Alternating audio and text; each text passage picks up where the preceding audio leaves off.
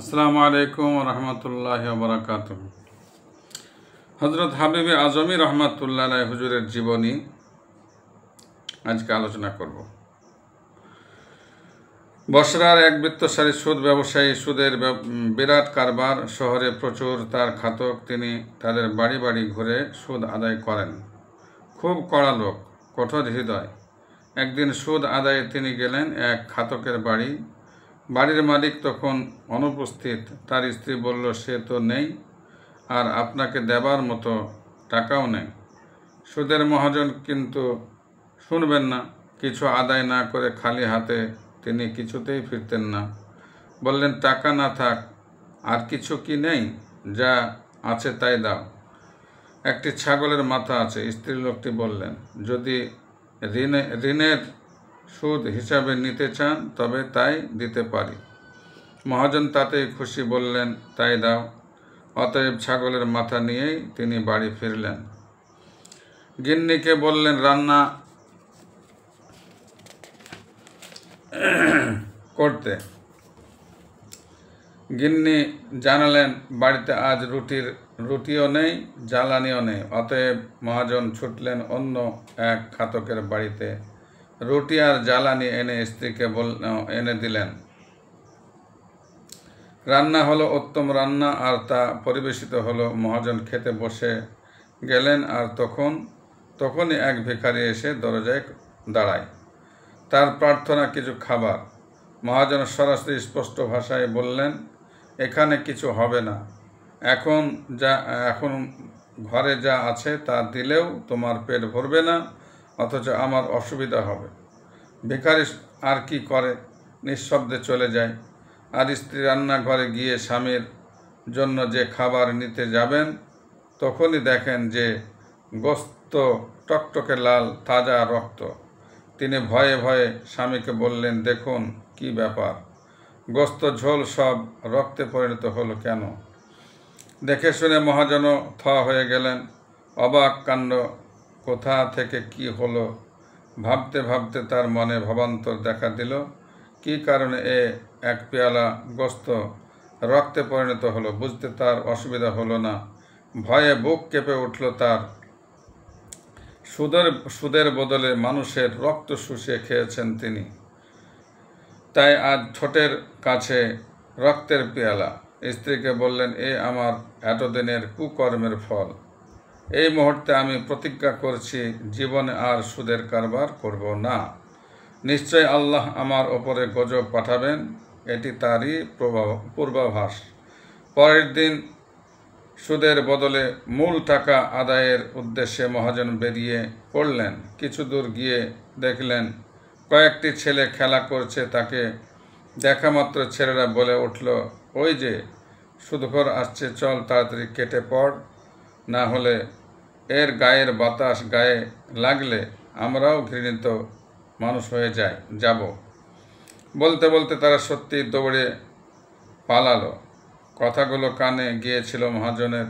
লজ্জায় দুঃখে তিনি যেন মাটিতে মিশে যেতে চাইলেন। মনে এলো প্রচুর অনুশোচনা ও ধিক্কার। পৃথিবী অর্থহীন হয়ে গেল তার নিকট। আর খাতকদের সঙ্গে দেখা করা নয়। মত যখন পরিবর্তিত হয়েছে, তখন পথেরও পরিবর্তন প্রয়োজন। পথ যাত্রা তিনি চলার গতি ঘুরিয়ে দিলেন হজরত হাসান বসরি রহমতুল্লাহ আলাই এর দরবারের দিকে। মহাসাধক হাসান রহমতুল্লাহ তাকে তওবা পড়িয়ে দিন দুনিয়ার সম্বন্ধে কিছু অমূল্য উপদেশ দিলেন। হাসানের দরবার থেকে বাড়ি ফিরছেন। পথে এক খাতকের সঙ্গে দেখা। রক্তশোষক মহাজনকে দেখা মাত্র সে দৌড় লাগালো। আর কি, কিন্তু মহাজন বললেন, শোনো,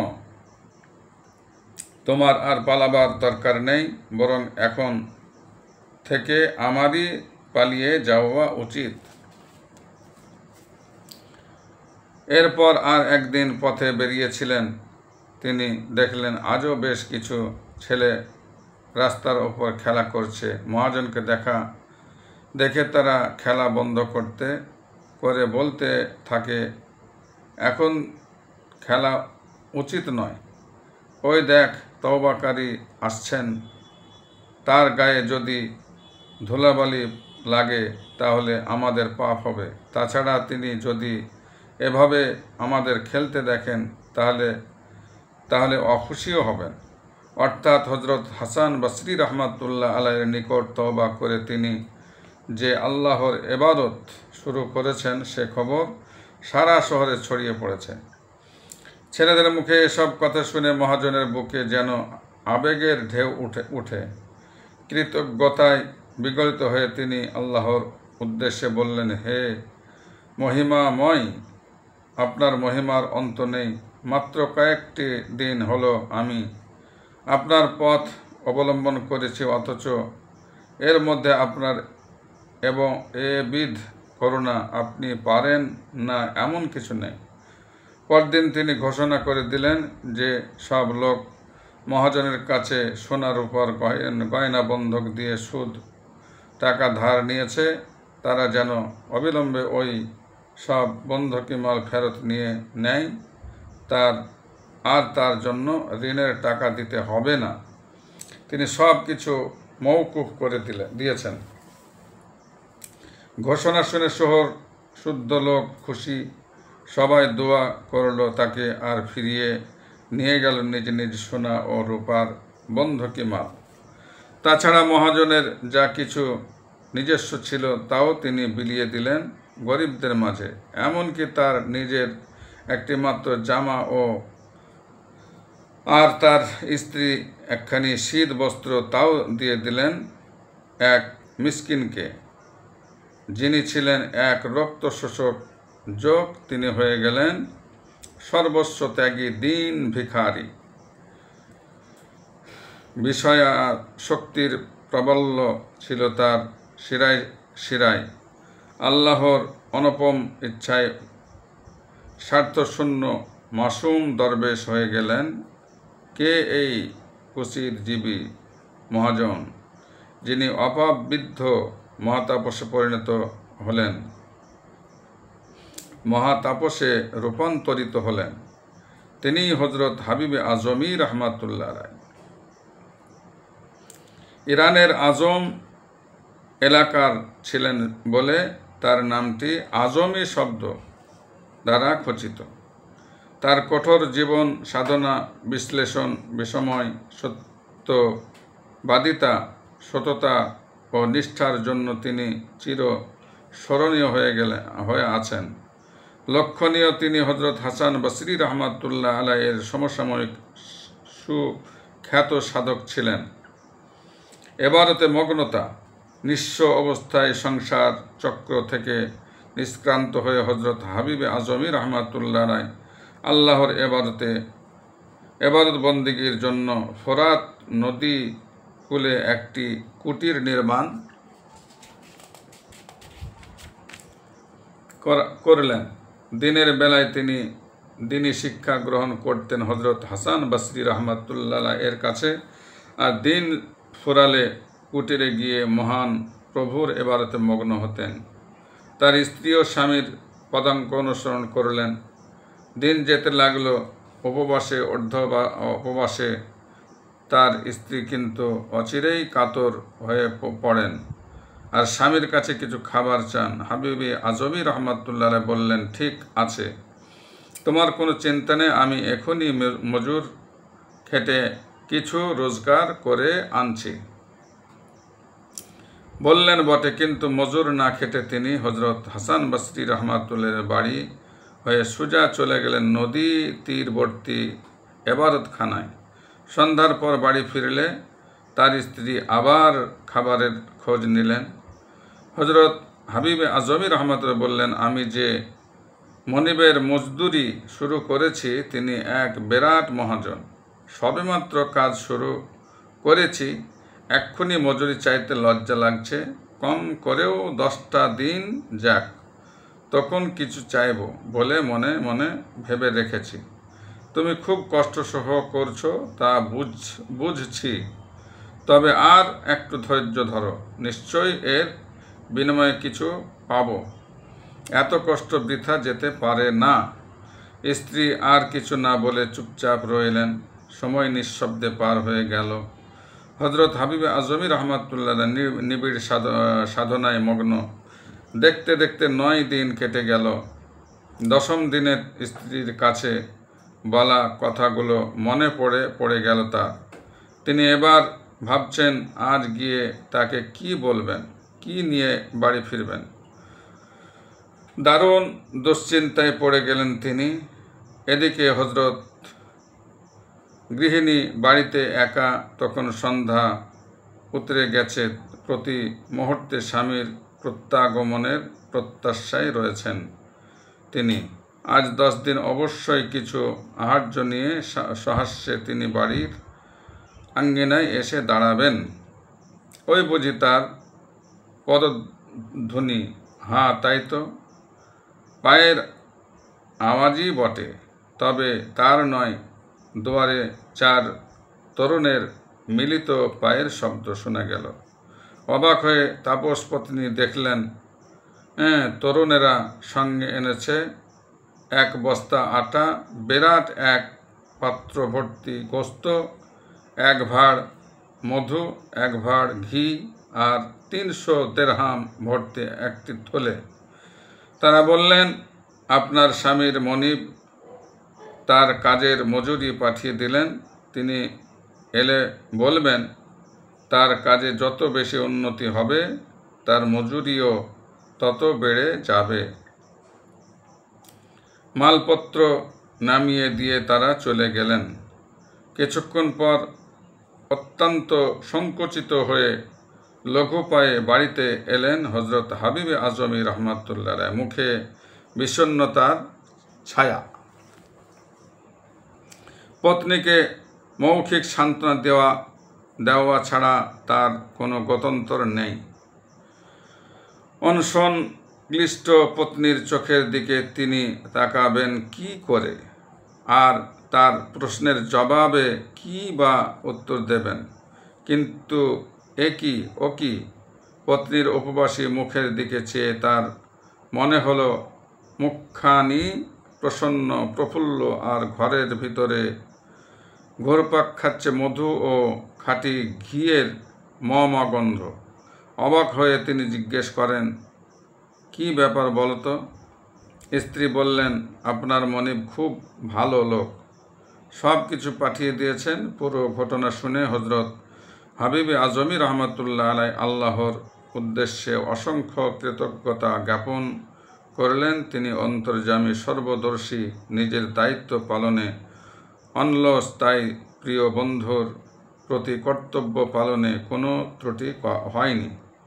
তরুণের ছদ্মবেশে ফেরেশতা পাঠিয়ে জান্নাতি সওগাত দিয়ে গেছেন। স্ত্রীকে বললেন, দেখলে গো, একটু কষ্ট স্বীকার করে আল্লাহর ওপর নির্ভর করায় তিনি কি অপটকন দিয়ে গেলেন। তার সাধনা আরও গভীরতর পর্যায়ে গিয়ে পৌঁছায়। তিনি মানুষের জন্য যা দোয়া করেন তা ফলপ্রসূ হতো।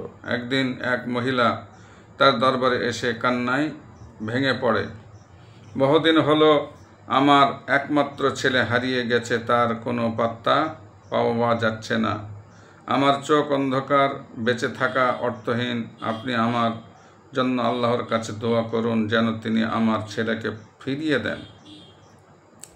তিনি বললেন, তোমার কাছে কি কিছু আছে? সে 2টি রূপার টাকা বের করে দিল। হজরত হাবিবি আজমি রহমত টাকা 2টি এক ভিখারিকে দান করে দিলেন। তারপর পুত্রহারা জননীকে বললেন, মা গো, বাড়ি যাও, গিয়ে দেখবে তোমার ছেলে বাড়ি ফিরেছে। আর এ কথা শুনে সে ছুটে গেল বাড়ির পথে। বেশি দূর যেতে হলো না।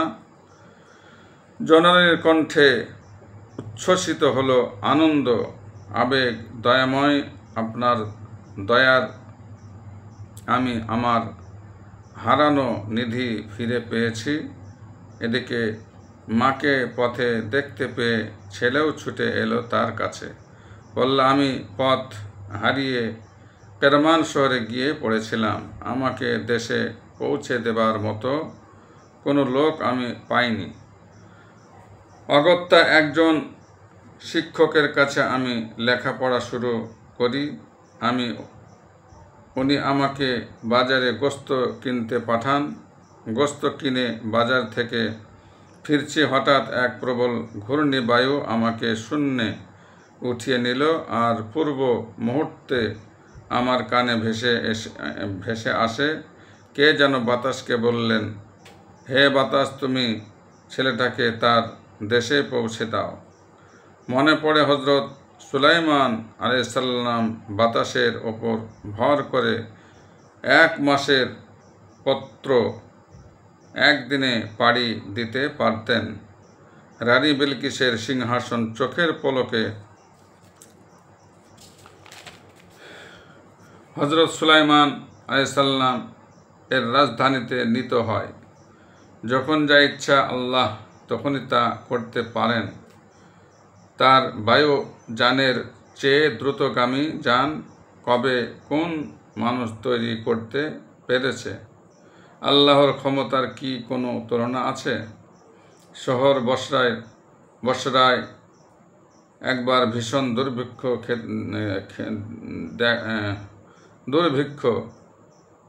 খেতে না পেয়ে সাধারণ মানুষ মৃত্যুর কবলে। হাবিবে আজমি রহমাতুল্লাহ বড় বড় বণিকের কাছ থেকে বাকিতে খাদ্যশস্য কিনে দুর্ভিক্ষ পীড়িত মানুষের মধ্যে বন্টন করে দিলেন। পরে মহাজনরা টাকা আদায়ে এলে একটি থলে থেকে টাকা বের করে তিনি যাবতীয় পাওনা শোধ করে দিতেন। বলা হয় ওই টাকার থলেটি তার বালিশের তলায় থাকত, আর যখনই টাকা বের করতেন তখনই থলেটি আপনা হতে আবার পূর্ণ হয়ে যেত। আরও আশ্চর্যের কথা, হজে মৌসুমে জিলহজের 8 তারিখ বসরায় লোক তাকে বসরায় দেখতে পেতেন। পরদিন 9 জিলহজ তাকে দেখা যেত মক্কা শরীফে। বসরা থেকে আগত হজযাত্রীদের সঙ্গে তিনি আরাফাতের ময়দানে যাচ্ছেন, অথচ বসরা থেকে মক্কা বেশ কয়েকদিনের দূর পথ।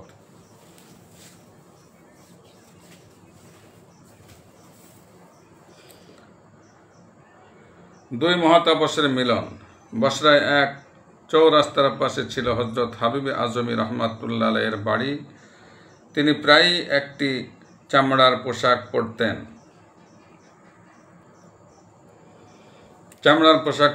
একদিন জামাটি খুলে চৌরাস্তার ওপর রেখে তিনি কোনো কাজে গেলেন। কিছুক্ষণ পরে ওই রাস্তা দিয়ে যাচ্ছিলেন হজরত হাসান বসরি রহমাতুল্লাহ। জামাটি দেখে তার মনে হলো আত্মভোলা হাবিব হজরত হয়তো ভুলে জামাটি এখানে ফেলে গিয়েছে। এভাবে এটি এখানে পড়ে থাকলে কেউ কুড়িয়ে নিয়ে যেতে পারে ভেবে তিনি ওখানে পায়চারি করতে লাগলেন। ইতিমধ্যে হজরত হাবিবে আজমি রহমাতুল্লাহ ফিরে এসে পায়চারিরত তাপসকে দেখতে পেলেন। তিনি হজরত হাসান বসরি রহমতুল্লাহকে জিজ্ঞাসা করলেন, আপনার এখানে এভাবে পায়চারি করার কারণ কি হুজুর? হাসান বসরি রহমাতুল্লাহ বললেন, তুমি কার ওপর ভরসা করে জামাটি এখানে ফেলে রেখে গিয়েছ মনভোলা? হাবিবে আজমি রহমাতুল্লাহ উত্তর দিলেন, যিনি আপনাকে এর পাহারায় মোতায়েন করেছেন তারই ওপর নির্ভর করেছিলাম। উত্তর শুনে হজরত হাসান বসরি রহমাতুল্লাহ তাকে অভিনন্দন জানালেন। হাবিব তুমি ধন্য। একদিন হজরত হাসান বসরি রহমাতুল্লাহ হঠাৎ এসে পড়লেন হজরত হাবিবে আজমি রহমাতুল্লাহ এর বাসভবনে। তার ভাণ্ডারে তখন জবের রুটি আর সামান্য লবণ ছাড়া আর কিছুই ছিল না। তিনি তাই এনে হজরত হাসান বসরি রহমাতুল্লাহের সামনে উপস্থিত করলেন। মহামান্য অতিথিও বিরক্তি না করে দিব্যি বসে গেলেন আহারে। ঠিক তখনই দরজায় হাঁক দিল এক ভিখারি। সেও কিছু খাবার চায়। হাবিবে আজমি রহমাতুল্লাহ হাসান বসরি রহমাতুল্লাহের খাবার পাত্র থেকে পুরো রুটি খানা আর লবণটুকু তুলে নিয়ে ভিক্ষুককে দিয়ে দিলেন। এবার হযরত হাসান রাহমাতুল্লাহ আলাইহি বললেন, তোমাকে সুযোগ্য লোক বলে আমি মনে করতাম এবং এখনও তাই করি, কিন্তু তার সাথে জ্ঞানেরও সংযোগ ঘটলে ভালো হতো। মেহমানের সামনে থেকে এভাবে সম্পূর্ণ খাবার উঠিয়ে নেওয়া জ্ঞানীর কাজ নয়। হযরত হাবিবে আজমি রহমাতুল্লাহ আলাইহি নিরুত্তর রইলেন। পরে তারই এক পরিচারক খাঞ্চা ভর্তি খাবার এনে হাজির। নানা রকম সুস্বাদু উত্তম খাবার। খাঞ্চায় 500 মুদ্রাও ছিল। হযরত হাবিবে আজমি রহমাতুল্লাহ মুদ্রাগুলো গরিব লোকদের মধ্যে বিলিয়ে দিলেন। অতঃপর মহান অতিথিকে সঙ্গে নিয়ে খেতে বসলেন। খাওয়া শেষ হলো পরম পরিতৃপ্তি সহকারে। শেষে হযরত হাসান রহমাতুল্লাহকে উদ্দেশ্য করে হযরত হাবিবে আজমি রহমাতুল্লাহ বললেন, হয়তো আপনি খুব বড় সাধক, সন্দেহ নেই। আপনি বিদ্যা ও জ্ঞানের সাগরও বটে, তবে এর সাথে কিছুটা বেশি ইয়াকিন থাকলে আরও ভালো হতো। হযরত হাবিবে আজমি রহমাতুল্লাহ একদিন মাগরিবের নামাজের ইমামতি করছেন। এ সময় হযরত হাসান বসরি রহমাতুল্লাহ এসে জামাতে শামিল হলেন। নামাজ পড়ার সময় হাবিবে আজমি রহমাতুল্লাহ ঠিকভাবে সূরা ফাতিহার আলহামদু শব্দের উচ্চারণ করতে পারলেন না। তার অশুদ্ধ উচ্চারণ শুনে হযরত হাসান রহমাতুল্লাহ মনে করলেন, এই ইমামের পেছনে নামাজ পড়লে তা আদায় হবে না। তিনি জামাত ছেড়ে একা একা নামাজ পড়লেন। আর ওই রাতেই হযরত হাসান রহমাতুল্লাহ এক স্বপ্ন দেখলেন। তিনি যেন আল্লাহর কাছে জানতে চাইছেন, হে আমার প্রতিপালক, আপনার সন্তুষ্টি লাভের উপায় কি? মহিমাময় আল্লাহ তাকে জানালেন, তুমি আমার সন্তুষ্টি লাভ করেছ ঠিকই, কিন্তু তার মর্যাদা রক্ষা করনি। কেমন করে প্রভু? তিনি ফের জিজ্ঞেস করলেন। আল্লাহ বললেন, তুমি আমার প্রিয়জন হাবিবের কেরাত পাঠের অশুদ্ধতায় দেখলে, অথচ তার অন্তরের বিশুদ্ধতার দিকে নজর দিলে না। জেনে রেখো, বহিরাঙ্গের বিশুদ্ধতার চেয়ে অন্তরঙ্গের বিশুদ্ধতার অনেক বেশি মূল্য। আজ তুমি যদি হাবিবে আজমির পেছনে নামাজ পড়তে, তাহলে সে নামাজ তোমার জীবনের সর্বোৎকৃষ্ট নামাজ হতো। সুবহানাল্লাহি ওয়া বিহামদিহি, সুবহানাল্লাহিল আযীম। চিন্তা করুন কিরকম তার অন্তরটা আল্লাহর সঙ্গে ছিল।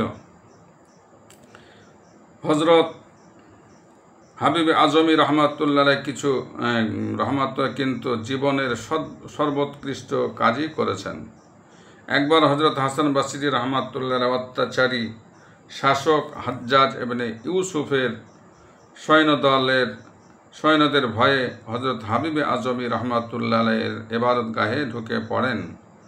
তার পেছনেই সৈন্যদল এসে হাজির। তারা হাবিবে আজমি রহমাতুল্লাহকে জিজ্ঞেস করল, হাসান গেল কোথায়? তিনি উত্তর দিলেন, মসজিদে আছেন। সেনারা তন্ন তন্ন করে মসজিদ খুঁজল, কিন্তু তাকে কোথাও পেল না। তারা আবার আজমি রহমাতুল্লাহকে শোধালেন, ঠিক করে বলুন তিনি কোথায় আছেন? হাবিবে আজমি রহমাতুল্লাহ বললেন, বলেছি তো, তিনি মসজিদেই আছেন। তারা আবারও মসজিদ খুঁজে দেখল খুব ভালো করে, কিন্তু এবারও তার পাত্তা না পেয়ে তারা বিরক্ত হলো, রেগেও গেল। তারপর রাগত স্বরে হযরত হাবিবে আজমি রহমাতুল্লাহকে বলল, হাজ্জাজ যে আপনাদের সঙ্গে খারাপ ব্যবহার করেন তা তিনি ঠিকই করেন। আপনারা তার উপযুক্তও বটে। আপনারা মিথ্যাবাদী। মসজিদের কোথাও হাসান নেই, অথচ আপনি বলছেন তিনি এখানেই আছেন। হাবিবে আজমি রহমাতুল্লাহ বললেন, আমি নিজের চোখে তাকে মসজিদে ঢুকতে দেখেছি। এখন আপনারা যদি তাকে দেখতে না পান তো আমি কি করব? তাদের বিশ্বাস হলো না, তারা চলে গেল। হজরত হাসান বসরি রহমাতুল্লাহ বেরিয়ে এসে হজরত হাবিবে আজমি রহমতুল্লাহকে বললেন, ওরা যে বারবার আমার সামনে দিয়ে গেল, এমনকি আমার ওপর হাতও রাখল একবার, অথচ আমাকে শনাক্ত করতে পারল না। আমি দুঃখ প্রকাশ করছিলাম। আমি তোমার গুরু হওয়া সত্ত্বেও তুমি মসজিদে আমার প্রবেশ সংবাদ ওদের জানিয়ে দিলে। তোমার কি এটা উচিত হয়েছে? হাবিবে আজমি রহমাতুল্লাহ বললেন, দেখুন, সত্য তো বলতেই হবে, আর আমি সত্য বলেছি বলি আপনি নিজ বিপদের হাত থেকে বেঁচে গেছেন, না হলে দুজনেই বন্দী হতাম। হজরত হাসান বসরি রহমাতুল্লাহ জিজ্ঞাসা করলেন, তুমি কোন কালাম পাঠ করেছিলে হাবিব, যার বদৌলতে ওরা আমাকে দেখেও দেখতে পেল না? হাবিবে আজমি রহমাতুল্লাহ উত্তর দিলেন, আমি দুবার পবিত্র আয়াতুল কুরসি, 10 বার সূরা ইখলাস ও 10 বার আমানার রাসূল পাঠ করে আল্লাহর সমীপে বলেছিলাম, প্রভু, আমি আমার গুরুকে আপনার হাতে সর্পদ করলাম, আপনি তাকে রক্ষা করুন। আল্লাহ তার প্রিয়জনের কাতর প্রার্থনা মঞ্জুর করেছেন, তিনি নির্বিঘ্নে রইলেন। অপবৃদ্ধ বিদ্যা হৃদয়। একবার দজলা নদীর পারে যাবার জন্য খিয়া নৌকার প্রতীক্ষায় আছেন হজরত হাসান বসরি রহমাতুল্লাহ। এমন সময় কোথা থেকে সেখানে এসে পড়লেন হজরত হাবিবে আজমি রহমাতুল্লাহ ওপারে যাবার জন্য। তিনি নৌকার অপেক্ষায় আছেন এই কথা জানতে পেরে হাবিবে আজমি রহমাতুল্লাহ বললেন, কেন হুজুর, আপনিই তো বলেছেন মন পরিষ্কার রেখে পানির ওপর দিয়ে হেঁটে যাবে। আমি নিজে তা পরীক্ষা করেছি, এই দেখুন বলে তিনি পায়ে হেঁটে পানির ওপর দিয়ে নদী পার হয়ে গেলেন। এই দৃশ্য দেখে হজরত হাসান বসরি রহমাতুল্লাহ অজ্ঞান হয়ে গেলেন। কিছুক্ষণ পরে তার সম্বিত ফিরে এলে তাকে জিজ্ঞেস করা হলো, আপনার কি হয়েছিল হুজুর? তিনি উত্তর দিলেন, আমার শিষ্য হাবিবে আজমি আমার নির্দেশ অনুযায়ী আমল করে অনায়াসে নদী পার হয়ে গেল, অথচ আমি পারলাম না। তখন আমার মনে হঠাৎ বিচার দিবসের কথা উদয় হলো। আমি কি পুলসিরাত পার হতে পারবো? যদি না পারি আমার কি হবে? এই কথা ভেবে আমি বেহুশ হয়ে যাই। পরে একদিন তিনি তার শাগরেদকে বললেন, সেদিন তোমার যোগ্যতা দেখে আমি অবাক হয়েছি। বলো, কোন আমল দ্বারা তুমি এই যোগ্যতা অর্জন করেছ? হাবিবে আজমি রহমাতুল্লাহ বললেন, হুজুর, আপনারই শিক্ষা কি মন থেকে হিংসা বিদ্বেষ দূর করো, পার্থিব জীবনের আসক্তি পরিহার করো, বিপদ আপদকে সম্পদ বলে বিবেচনা করে মনে প্রাণে বিশ্বাস করো যে সবই আল্লাহর ইচ্ছাতে হয়। এরপর আল্লাহর নাম স্মরণ করে যা ইচ্ছা তাই করতে পারবে। তখন হজরত হাসান বসরি রহমাতুল্লাহ আল্লাহকে সম্বোধন করে বললেন, প্রভু গো, অনেকে আমার কাছে শিক্ষা গ্রহণ করে সফল হয়ে গেল, কিন্তু আমি নিজে যে অযোগ্য থেকে গেলাম। এসব ঘটনার বিবরণ শুনে মনে হতে পারে হজরত হাবিবে আজমি রহমাতুল্লাহ তার গুরু হাসান বসরি রহমাতুল্লাহ এর চেয়েও উন্নত মর্যাদার অধিকারী ছিলেন, কিন্তু বিষয়টি এভাবে নিলে ঠিক হবে না। আল্লাহর কাছে এলমের মর্যাদা অনেক বেশি। রাসূলুল্লাহ সাল্লাল্লাহু আলাইহি ওয়াসাল্লামকে সম্বোধন করে রব্বুল আলামিন বলেছিলেন, হে নবী, আপনি প্রার্থনা করুন, হে প্রভু, আপনি আমার ইলম বৃদ্ধি করুন। পণ্ডিতগণ বলেন, তরিকতের পথে কারামতের দরজা 14 আর মারেফাতের 18 কারামত সফল হয় ইবাদতের মাধ্যমে, আর মারেফাতের সাফল্য নির্ভর করে এলমে। প্রজ্ঞাদ তথা বিদ্যা, বুদ্ধি, জ্ঞান, ধ্যান ও গবেষণার অপর হযরত সুলাইমান রাহমাতুল্লাহ আলাইহি সুলাইমান সাল্লাম একাধারে আল্লাহর নবী আর মহাশক্তিধর সম্রাট ছিলেন। জিন, পরি, দৈত্য, দানব, পশু, পক্ষী, এমনকি বাতাসের ওপরেও তার প্রভুত্ব কায়েম ছিল। অথচ তিনি ছিলেন হযরত মুসা সাল্লামের অনুগত। তাকে তাওরাতের বিধি নিষেধ মেনে চলতে হতো। তাতে বোঝা যায় কারামতের দিক দিয়ে হযরত হাবিব আজমি রহমাতুল্লাহ আলাইহি এর স্থান উচ্চে মনে হলেও এলমে মারেফাত, হাকিকাত, তরিকত ও শরীয়তের সামগ্রিক বিচারে হযরত হাসান বসরি রহমাতুল্লাহ আলাইহির স্থান শীর্ষে। বিশ্ব আনন্দিত ইমাম হাসান, ইমাম শাফি রহমাতুল্লাহ আলাইহি ও ইমাম আহমদ ইবনে হাম্বল রহমাতুল্লাহ আলাইহি একবার কোনো এক স্থানে মিলিত হন। ঘটনাক্রমে সেখানে হযরত হাবিব আজমি রহমাতুল্লাহ আলাইহি উপস্থিত হন। ইমাম হাম্বল রহমাতুল্লাহ তাকে কিছু প্রশ্ন করার ইচ্ছা প্রকাশ করলেন। ইমাম শাফি রহমাতুল্লাহ আলাইহি বললেন, ইনি অন্য ধরনের লোক, কিছু জিজ্ঞাসা না করাই ভালো। কিন্তু ইমাম হাম্বল রহমাতুল্লাহ আলাইহি প্রশ্নটা করেই বসলেন। কোন লোক 5 ওয়াক্ত নামাজের 1 ওয়াক্ত নামাজ আদায় করেনি, আর কোন ওয়াক্ত আদায় করেনি তাও তার মনে, আর কোন ওয়াক্ত আদায় করেনি তাও তার মনে নেই, এক্ষেত্রে সে কি করবে?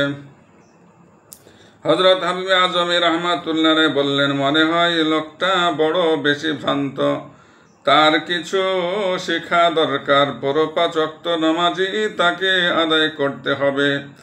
এই জ্ঞান গর্ভ উত্তরে ইমাম দ্বয় বিস্মিত হলেন। মহাসাধকের ব্যবহারিক জীবনের বৈশিষ্ট্য মানুষকে আরো বেশি মুগ্ধ করে। প্রায় 20 বছর ধরে একজন পরিচারিকা তার সেবা করেছেন, অথচ তিনি কখনো তার চেহারা দেখেননি। একদিন তিনি তাকে বললেন, আমার পরিচারিকাকে ডেকে দাও দেখি। সে বলল, হুজুর, আমি তো আপনার পরিচারিকা। দীর্ঘদিনের মধ্যে যার চোখ মুখ চেহারার দিকে এক পলকও যিনি তাকাননি, তাকে তিনি চিনবেন কি করে? মহাতাপস আল্লাহকে বলতেন, আপনাকে লাভ করে যে খুশি হতে পারেনি, সে যেন অন্য কিছু লাভ করেও খুশি না হয়। আপনার প্রতি যার ভালোবাসা নেই, অন্যের প্রতি তার যেন আকর্ষণ না থাকে।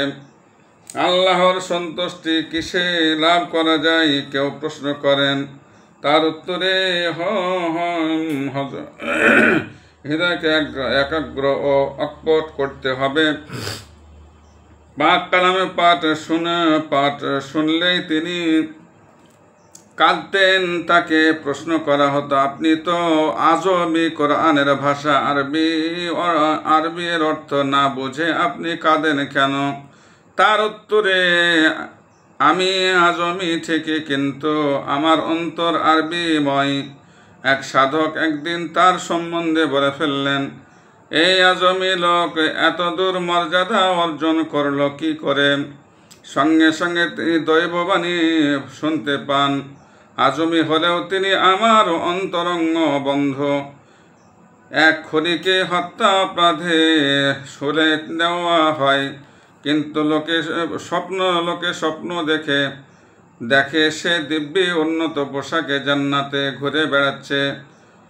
এর কারণ জিজ্ঞেস করলে সে জানায়, আমাকে যখন শুলে চড়ানো হয় তখন ওদিক দিয়ে যাচ্ছিলেন হযরত হাবিব আজমি রহমাতুল্লাহ আলাইহি। তিনি আমার জন্য আমার পরলৌকিক মুক্তির জন্য আল্লাহর কাছে দোয়া করেন, আর সেই দোয়ার বরকতে আমার এই জান্নাতবাস। সুবহানাল্লাহি ওয়া বিহামদিহি সুবহানাল্লাহিল আযীম। সমাপ্ত। যাই হোক, হাবিব আজমি রহমাতুল্লাহ হুজুরের জীবনের এই ঘটনাটা আপনারা সকলে শুনবেন। ইনশাআল্লাহ আল্লাহর সহবত থাকার সওয়াব পাবেন। আসসালামু আলাইকুম ওয়া রাহমাতুল্লাহি ওয়া বারাকাতুহু।